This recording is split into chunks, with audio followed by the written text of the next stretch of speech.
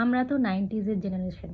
ছোটোবেলাতে আমাদেরকে যখন মায়েরা খাওয়াতে বসাতো, মানে আমার মা তো ভীষণ আমাকে গল্প বলতো। মানে গল্প না বললে আমি খেতামই না।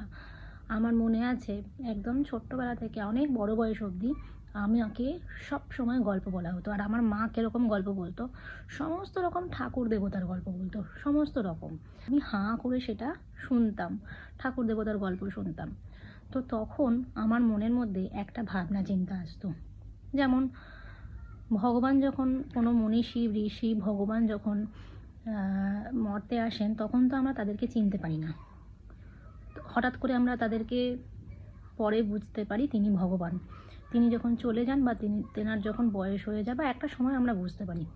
তো আমার ছোটোবেলাতে এটাই মনে হতো, আমিও কি ভগবান হিসেবে জন্মেছি? আমি নিজেকে ভগবান মনে করতাম। ছোটোবেলাতে আমার একটাই ভাবনা ছিল, আমি বড় হয়ে ভগবান হব। আমিও কি তাহলে ভগবান হব? আমার কোনো ডাক্তার ইঞ্জিনিয়ার হওয়ার ভাবনা চিন্তা আসতো না মাথায়।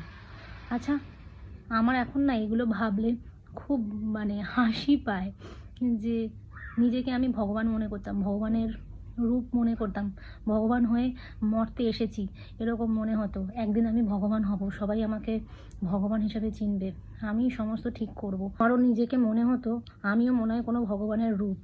তো ভয়ে কোনোদিনও মাকে বলার সাহস পাইনি যে আমি নিজে ভগবান, কিন্তু এরকম ভাবনা চিন্তা আসতো একদিন সবাই বুঝতে পারবে আমি ভগবান।